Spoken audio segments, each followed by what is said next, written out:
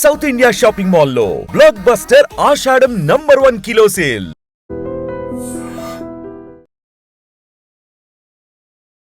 నమస్తే, welcome to I dream social spotlight with Kavitha.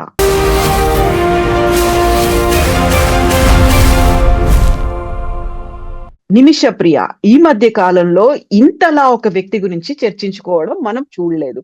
But నిమిష ప్రియ గురించి మాట్లాడుకోవాల్సింది ఏముంది, ఏం మిస్ అవుతోంది, మనం తెలుసుకోవాల్సింది ఏంటి, యాక్చువల్ గా లోపం, నిర్లక్ష్యం ఎక్కడ కనిపిస్తోంది? మనతో పాటుగా ఉన్నారు డాక్టర్ జయప్రకాష్ నారాయణ గారు. సార్ నమస్తే. సార్ నమస్తే కవిత. సార్, నిమిష ప్రియ యాక్చువల్ గా ఒక పర్సన్, దేశమంతా మాట్లాడుకుంటోంది, ఇరు దేశాల సంబంధాల గురించి మాట్లాడుకుంటున్నాము, డిప్లొమాటిక్ ఇష్యూస్ గురించి మాట్లాడుకుంటున్నాం, ఇస్లామిక్ కంట్రీలో ఉన్నటువంటి చట్టాల గురించి, వీటన్నిటి గురించి మాట్లాడుకుంటున్నాం. బట్ బేసిక్ గా ఉండేటువంటి కొన్ని థింగ్స్ ఉంటాయి సార్, వాటిని మర్చిపోతున్నామా? వాటి గురించి అసలు పట్టించుకోవట్లేదా మనం? చాలా కాలం క్రితం స్టాలిన్ ఒక మాట అన్నాడు, 1 death is a tragedy, a million deaths are statistics అని చెప్పని. మనకేమిటంటే, మీరు ఈ జర్నలిజంలో ఉన్నారు, ఎక్కువ మంది ప్రజలు ఆకట్టుకునేది హృదయాన్ని కదిలించేటువంటి సన్నివేశాలు, సందర్భాలు. అంతేగాని భారతదేశంలో ఉదాహరణకి ప్రతిరోజు 100 మంది కుక్క కాటికి బలే చనిపోతున్నారు, రోజుకు 100 మంది చనిపోతున్నారు. ప్రతిరోజు 100 మంది పాము కాటికి బలే చనిపోతున్నారు. ఇవి గణాంకాలు, ఇవి అంతగా మనసుకు తాకవు. కానీ అదే హృదయ విదారకంగా ఒక మనిషి జీవితం గురించి, మనిషి పూర్వపరార్థమయ్యే మనిషి మన కుటుంబంలో భాగంగా మనం అనుకునే, ఉదాహరణకి ఇప్పుడు టీవీ సీరియల్స్ చూస్తాము, ఆ సీరియల్లో వాళ్ళు చూపెట్టే బాధలకి లక్షల మంది కన్నీళ్లు కరుస్తూ చూస్తుంటారు, కనెక్ట్ అయిపోతున్నారు. కనెక్ట్, మీరు కరెక్ట్ అయిన పదం అంటారు.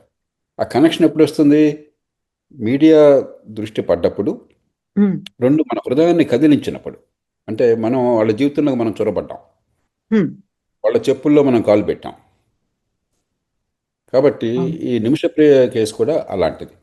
అరే, మనం మన పిల్లలు అక్కడుంటే ఏమయ్యేది, మనం ఎక్కడుంటే ఏమయ్యేది, పాపం ఏదో కష్టపడింది, నర్సింగ్ చదువుకున్నది, ఆ దేశంలో పోయి ఒక 10 మందికి సేవలు అందించి బతుకు తెరువు కోసం చెప్పుంటే ఆవిడకి ఇంత జరిగిందే అని చెప్పిన మనకు హృదయాన్ని కలిచివేస్తుంది. మనం చూడాల్సింది ఏంటంటే, ఒక కేసుగా చూడడం ఒకటి, దానికి చేతనైనంత చేయడం, అది మనం చర్చిద్దాం ఏమైనా సాధ్యం కాదన్నది. 2 అంతే ముఖ్యం, ఇలాంటిది విస్తృతంగా మన దేశంలో, మన సమాజంలో అందరికీ న్యాయం అందుతోందా? మన దేశంలో అమాయకులు, నిరపరాధుల రక్షణ కల్పిస్తున్నామా? నేరం చేస్తే శిక్ష పడుతోందా? నేరన్యాయ వ్యవస్థ సరిగ్గా ఉందా? చట్టబద్ధ పాలన ఉందా? బడితున్న వాడిదే బర్రెగా ఉందా? డబ్బున్నోడికి ఒక న్యాయం, అధికారం ఉన్నోడికి న్యాయం, లేనివాడికి మరో న్యాయం అందుతుందా?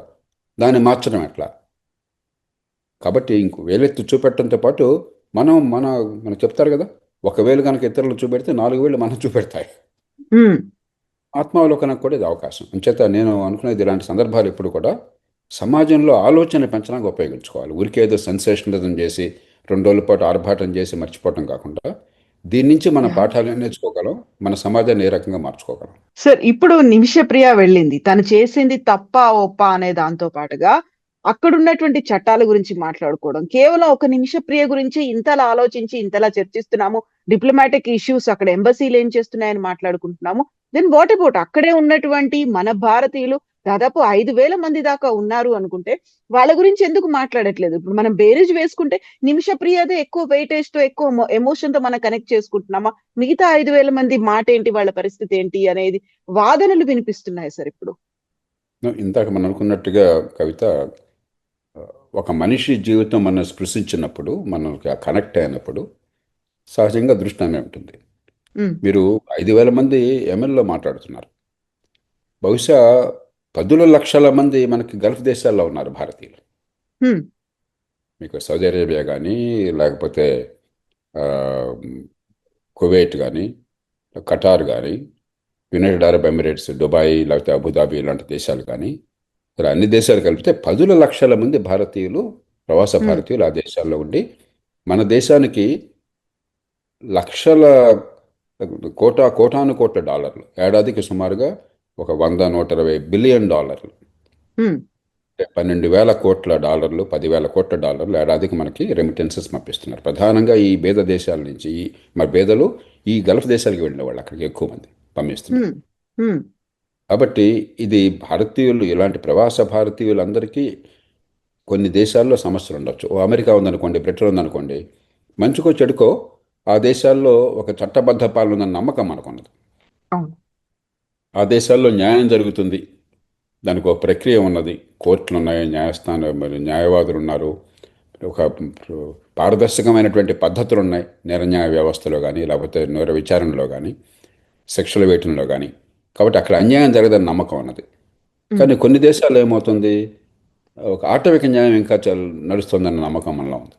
మధ్యయుగాల ఆటవిక న్యాయం కొన్ని దేశాల్లో, ఉదాహరణకి ఇటీవల దాకా, ఇప్పుడు ఎందులో నాకు తెలియదు కానీ, చిన్న దొంగతనానికి కనుక చేసినట్టు రుజువు అయినట్టయితే చేతులు తీసేయటం, అంటే హ్మ్. మధ్యయుగాల్లో మన దేశంలో కూడా ఉండేదని చెప్తారు. హ్మ్.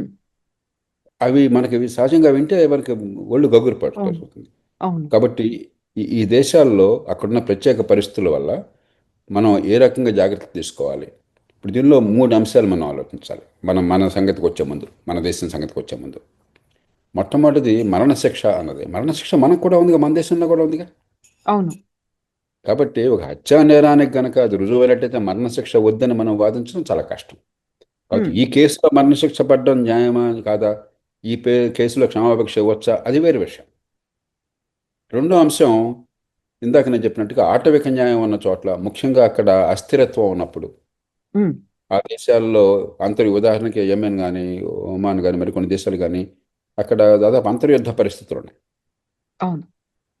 ఆ, కాబట్టి అలాంటి పరిస్థితుల్లో భారతీయులు ముందుగానే మనం హెచ్చరించాలి, బాబు అక్కడికి వెళ్ళేట్టయితే ఈ సమస్యలు ఉన్నాయి, ఇది గుర్తించాలండి, కానీ ఊరికే బతుకు తెరువు కోసం చెప్పిన ప్రాణాలకు తెచ్చుకోవద్దని చెప్పిన ముందుగా భవిష్యత్తులో హెచ్చరించగలగాలి. ఆ హ్మ్. గైడెన్స్ ఉండాలి, కౌన్సిలింగ్ ఉండాలి. చాలామంది, ఆ మధ్య ఏదో సినిమా వచ్చింది షారుఖ్ ఖాన్తో అనుకుంటాను, బ్రిటన్కి వెళ్ళి అక్కడ బాగా బతకొచ్చని చెప్పి అనుకుని ఎంత దారుణానికి పాల్పడ్డారో డంకీ వాళ్ళు, సార్. అయ్యారు. డంకీ. ధంకి హ్మ్. ఎంత భయంకరమైన బాధలు అనుభవించారని చెప్పినది చూపెట్టారు. అవును. తెలియక అక్కడ బాగుంటుంది పరిస్థితులు, అక్కడ ఏదో పచ్చగా ఉంటుందన్న నమ్మకంతో, మరి అవును. పాశ్చాత్య దేశాలకేమో ఆ రకమైన తీరును హ్యూమన్ ట్రాఫికింగ్ గురవటం, లేకపోతే గల్ఫ్ దేశాలు మరో చోట మరో రకమైనది. ఖచ్చితంగా విదేశాలకు మనం వెళ్ళాలి, అక్కడ బతుకుతెరువు చూసుకోవాలి, నైపుణ్యాన్ని పొందాలి, డబ్బులు సంపాదించుకోవాలి, అక్కడున్న మంచిని మనం మన దేశానికి పంచాలి, మనకున్న శక్తిని ఉపయోగించి వాళ్ళకి సేవలు అందించాలి, అది కాదు అవసరం. కానీ ఎక్కడికి వెళుతున్నాం ఏంటని చెప్పినది మనకి ఒక కౌన్సిలింగ్ కావాలి. ఈ హ్మ్. దేశం నుంచి వెళ్ళడానికి ఎక్కడ ఏ దేశంలో వెళితే ఏ పరిస్థితి ఉంటుంది, మీకు నిజంగా భవిష్యత్తు బాగుంటుందా లేదా, మీ డాక్యుమెంటేషన్ ఎట్లా ఉన్నది, అక్కడ ఏ రకమైన జాగ్రత్తలు తీసుకోవాలి. ఉదాహరణకి ఈ కేసులో చదువుకున్న నర్స్ అయినా కూడా పాస్పోర్ట్లు ఆ పార్ట్నర్, బిజినెస్ పార్ట్నర్కి ఇచ్చింది, ఆయన పాస్పోర్ట్ తిరిగి ఇవ్వనని చెప్పి అన్నాడు, కాబట్టి ఇదంతా జరిగిందని చెప్పి మనకు అవును. పత్రికల్లో వస్తుంది. మరి ఆ పాస్పోర్ట్లు ఇలాంటివి సమస్యలు రాకుండా ఏం చేయాలి, ఇవన్నీ మనం ముందుగా వరకు కౌన్సిలింగ్ చేయాలి మన హ్మ్. దేశంలో. ఇక మూడోది, మనం అమెరికా లాంటి దేశమైనా సరే, భారతదేశం వదిలేండి, ఇంకొక దేశంలో చట్టంలో ఏం చేస్తారన్నది మనం శాసించడం, ఒక పరిమితి దాటి మనం ఏం చేయలేం. అవును. ఇప్పుడు ప్రతి దేశానికి సార్వభౌమత్వం ఉన్నది, ఆ దేశానికి ఆ చట్టాలు ఉన్నాయి, ఆ హ్మ్. పద్ధతులు ఉన్నాయి. మనకున్నటువంటి దౌత్య బలాన్ని ఉపయోగించి, మంచితనం ఉపయోగించి, వీలున్నంత మేరకు మన పౌరులకు అన్యాయం జరగకుండా మనం కాపాడే ప్రయత్నం చేయడమే తప్ప మనం ఎవరిని శాసించలేం, అది గుర్తించాలి.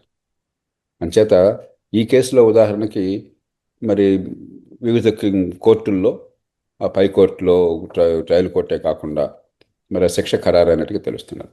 ఓ మనిషి చచ్చిపోయిన మాట వాస్తవం. హ్మ్. కాకపోతే ఇప్పుడు ఈ నిమిషప్రియ ఏమో పాస్పోర్ట్లు తీసుకోవడం కోసం మత్తు మందు పెడితే పొరపాటున చనిపోయాడు, డోసు ఎక్కువైపోయి, అంతేగాని కావాలని చంపలేదని చెప్పినది ఆమె వాదన.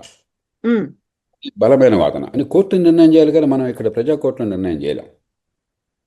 చివరికి కోర్టులో కనుక సాక్ష్యాలు సరిగ్గా సేకరించి న్యాయమూర్తుల పద్ధతి ప్రకారం వ్యవహరించినట్టయితే, క్షమాభిక్ష పెట్టండి ఈ కేసులో అనుకోకుండా జరిగింది కాబట్టి మనం ఆ ప్రభుత్వాన్ని కోరగలం, ప్రభుత్వం ఇష్టమైతే స్పందిస్తుంది, లేకపోతే, ఎందుకంటే ఒక కేసులో ఒక రకంగా, ఇంకో కేసులో ఇంకో రకంగా చేయరు వాళ్ళు. అవును. అంతేగాని మనం బలప్రయోగం చేయలేము, మనం ఇష్టం వచ్చినట్టుగా వాళ్ళ మీద దాష్టీకం చేయలేము.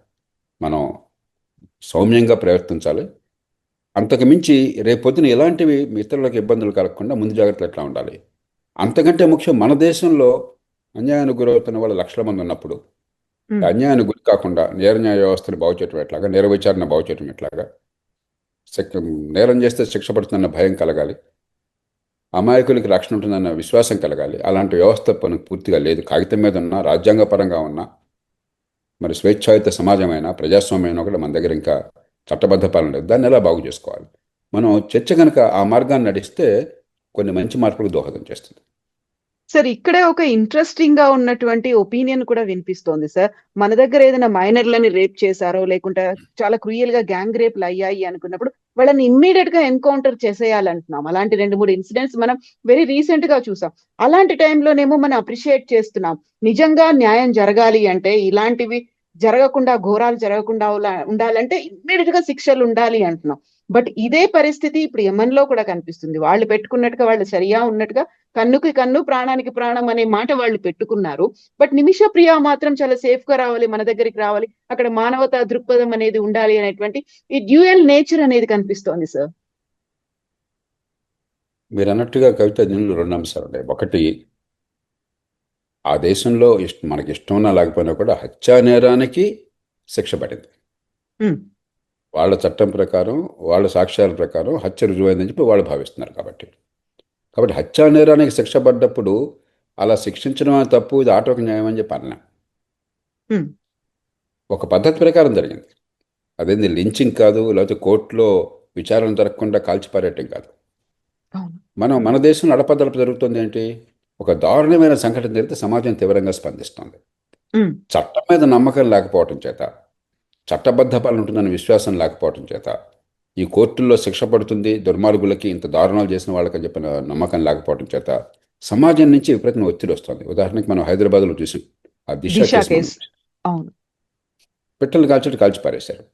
సరే, దుర్మార్గుల్ని, నరహంతకుల్ని, అంత దారుణమైన అత్యాచారం చేసిన వాళ్ళని చచ్చిపోతే మనం బాధపడక్కర్లా, కన్నీడు కార్చక్కర్లా. కానీ మన పద్ధతి లేకుండా, చట్టబద్ధ పాలన లేకుండా, కోర్టుల్లో విచారణ లేకుండా, పారదర్శకంగా నేరం చేశాడని రుజువు చేసే పద్ధతి, వేగంగా జరిగే పద్ధతి కాకుండా మనం ఒక కేసులో ఈ షార్ట్ కట్స్ తీసుకుంటే రేపు పొద్దున అమాయకులకి, మీకు నాకు శిక్ష పడుతుంది. హ్మ్. అధికారంలో ఉన్నవాడో, లేకపోతే పోలీస్ అధికారో, లేకపోతే రాజకీయంలో ఉన్నవాడు మీ మీద నా మీద కోపం వస్తే కాల్చిపారండి అని చెప్పి అంటాడు, ఏదో మన మీద కేసు బనాయిస్తాడు. హ్మ్. కాబట్టి ఎప్పుడైనా సరే చట్టాన్ని చేతుల్లోకి తీసుకోవడం, ఈ వెంజన్స్, లా ఆఫ్ వెంజన్స్ లేకపోతే లించింగ్, ఈ పద్ధతి తాత్కాలికంగా తృప్తి కలిగించవచ్చు బాగా ఆవేశం ఉన్నప్పుడు, కానీ హ్మ్. దీర్ఘకాలంలో సమాజాన్ని సర్వనాశనం చేస్తుంది. కాబట్టి అలాగని చెప్పి మౌనం ఊరుకుంటే కాదు, వేగంగా, ఉదాహరణకి అలాంటి అత్యాచారం జరిగితే 1 నెల రోజుల్లో ఖచ్చితంగా శిక్ష పడుతుంది, తీవ్రమైన శిక్ష ఉంటుంది అన్న విశ్వాసం కలగాలి. ఆ హ్మ్. విశ్వాసాన్ని మనకు కలిగించట్లా. మహాత్మా గాంధీని చంపేస్తే సంవత్సరం లోపల శిక్ష పడింది. యాహ్! రాజీవ్ గాంధీని చంపేస్తే, మాజీ ప్రధానమంత్రి, ఒక పెద్ద పార్టీ అగ్రనాయకుడు, 18 ఏళ్ళు పట్టింది శిక్ష అమలు కావడానికి. 1948లో మనం అంత వేగంగా చేయగలిగినప్పుడు హ్మ్. 2000 దశకం ఎందుకు చేయలేకపోయినాం? 90ల దశకం ఎందుకు చేయలేదు? 1990ల దశకం ఎందుకు చేయలేకపోయినాం? ఇప్పుడు హ్మ్. ఎందుకు చేయలేకపోతున్నాం? మన ఆత్మావలోకనం చేసుకోవాలి.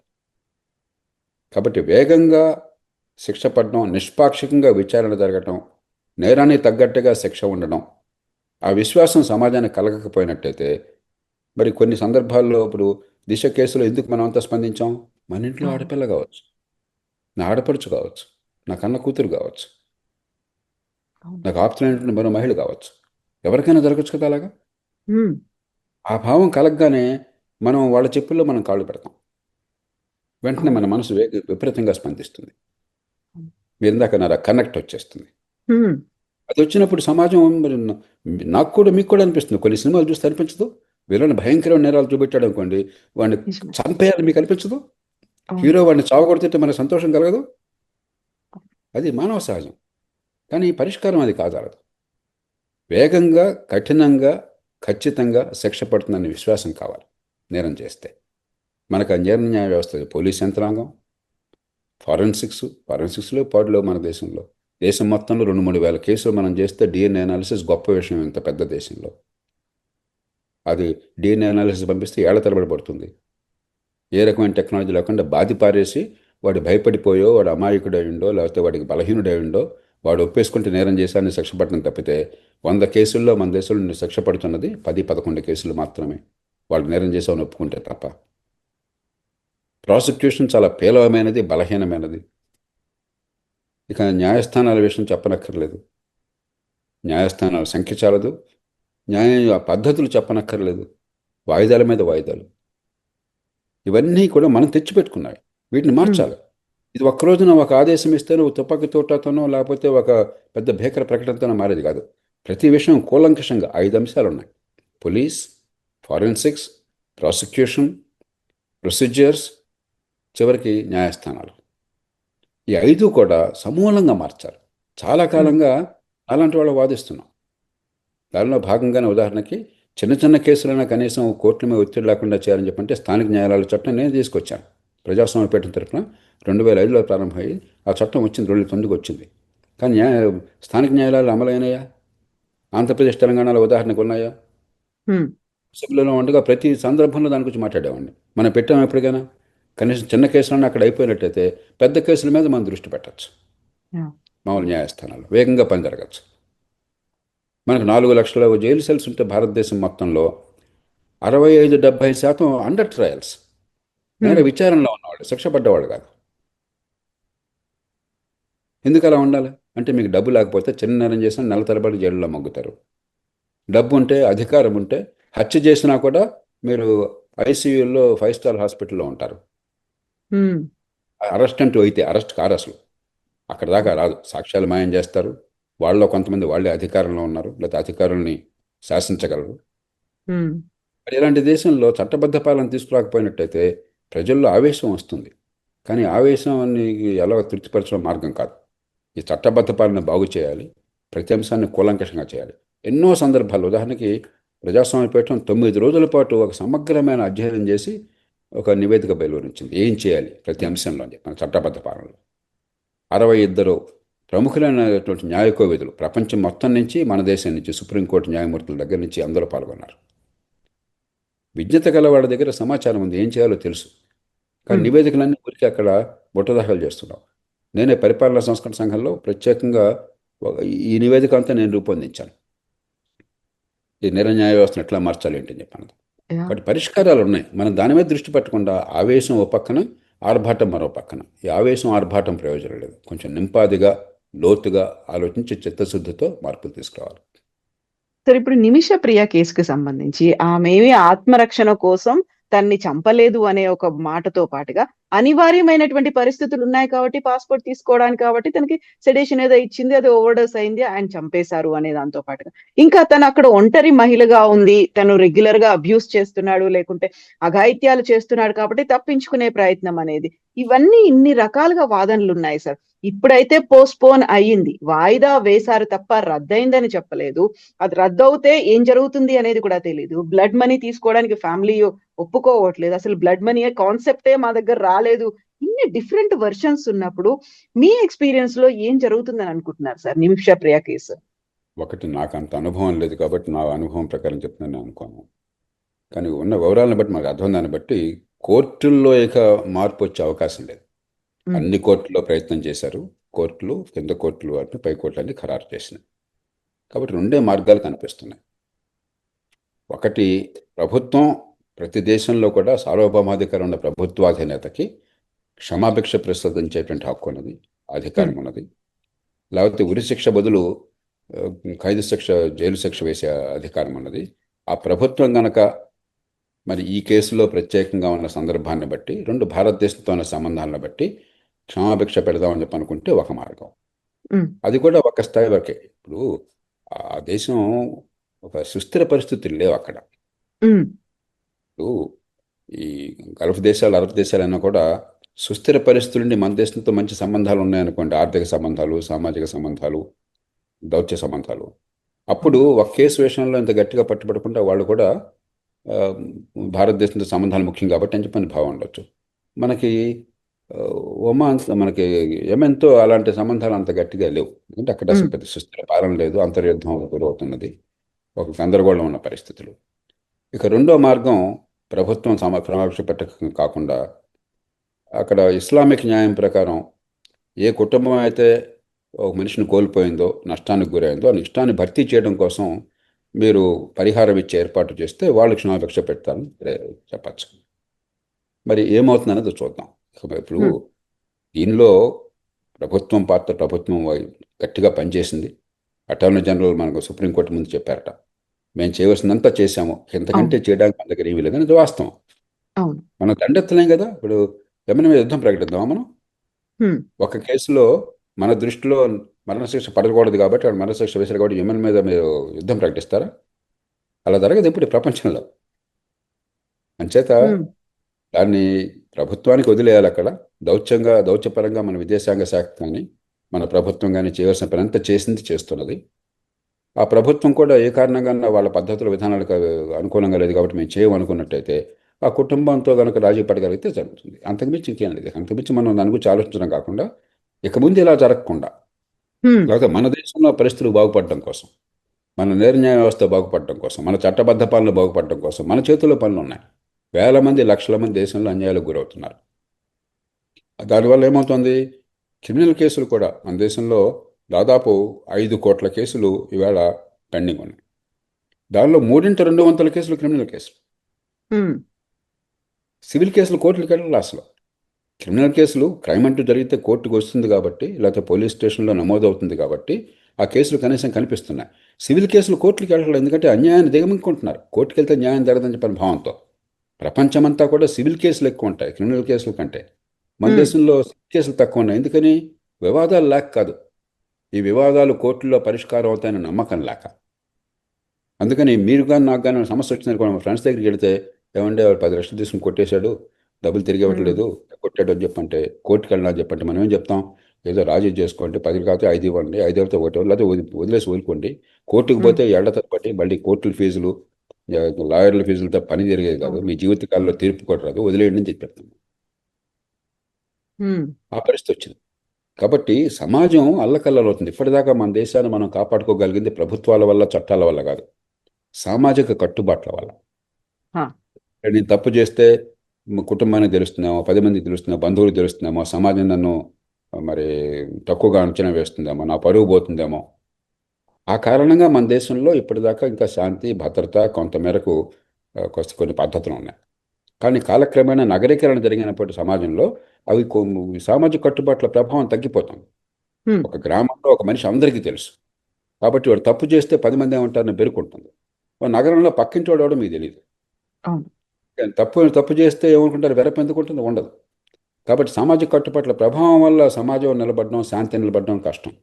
అందుకనే చట్టబద్ధ పాలన బలోపేతం చేయడం చాలా అవసరం, కీలక అవసరం. చేయకపోతే నగరాలు ఎప్పటికీ చూస్తున్నాం, పూర్వంలా కాకుండా కొంచెం నేరాలు పెరుగుతుంది.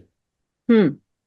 ఇప్పుడు ఉదాహరణకి అవును. ఎన్నో కేసుల్లో హైదరాబాద్లో చదువుకుంటున్న కుర్రాళ్ళు కూడా మోటార్ సైకిల్ మీద వెళ్ళి ఆడపిల్లల మెడలో ఉన్న నగలు అలా బలవంతంగా లాక్కెళ్ళిపోయారని చెప్పిన మనం ఎన్నో, ఇవన్నీ ఇదే గ్రామంలో జరిగేది కాదు. ఆ కుర్రాళ్ళు అందరికీ తెలుసు ఆ ఊళ్ళో. మరి మనకు నేర అవును. పరిశోధనని, మరి కోర్టుల్ని, ప్రాసిక్యూషన్ని, ఫారెన్సిక్స్ని బలోపేతం చేయకపోయినట్టయితే, చట్టబద్ధ పాలన బలోపేతం చేయకపోతే ఉన్న కొద్దికి నగరాల అరాచకత్వం వస్తుంది. మనం కూడా ఎమ్మెల్యే కావాలన్నా? హ్మ్. కొన్ని దేశాల్లో అక్కడికి వెళ్తే అసలు అక్కడ చట్టం ఉందన్న భావం కలగదు. చాలా కాలం క్రితం నా మిత్రులు కొంతమంది డాక్టర్లు నైజీరియాలో ఉన్నవాళ్ళు చెప్పారు.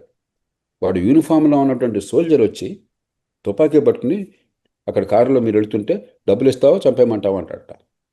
ఆ రోజుల్లో హ్మ్. డబ్బులు ఇవ్వాల్సిందే బతకాలని చెప్పంటే. మన దేశంలో ఇంకా పరిస్థితులు లేవు. కానీ కాలక్రమేణా మనం నిర్లక్ష్యం చేస్తే, మనం గనక ఈ చట్టబద్ధ పాలన వచ్చేందుకు ఏర్పాట్లు చేయకపోతే, దాన్ని బలోపేతం చేయకపోతే, నిజాయితీగా నిష్పాక్షంగా విచారణ జరిగి నిజంగా నేరం చేసిన వాళ్ళకి శిక్ష పడుతుంది, అమాయకుల రక్షణ ఉంటుందని విశ్వాసం కలిగించకపోతే మనం కూడా ఆ ప్రమాదంలో గడబోతున్నాం. దాని నుంచి కాపాడుకోవాలి దేశాన్ని. Yes sir. Thank you so much sir. బోలెడన్ని విషయాలు చెప్పినందుకు. Thank you sir. Thank you. నిజంగా ప్రస్తుతం ఉన్నటువంటి సమాజం దేనికి ప్రయారిటీ ఇస్తుంది? ఆర్థిక సంబంధాల చుట్టూ మాత్రమే తిరుగుతోంది. మళ్ళీ ఎన్నికలంగానే చాలా విరక్తి కలుగుతాం. మంచి అనిపిస్తుంది కదా, లేడీస్ కూడా ఛాలెంజింగ్ జాబ్స్ చేసినప్పుడు చాలా బాగుంటది. ట్రాఫిక్ అసిస్టెంట్స్ గా నియమించిన ట్రాన్స్జెండర్స్ అందరితో సాల్యూట్ చేయించుకుంటున్నారు. ఫుడ్ డెలివరీ ఇవ్వటానికి వెళ్ళినటువంటి డెలివరీ బాయ్ అనిల్ పై కళ్ళ ముందు పెళ్ళండి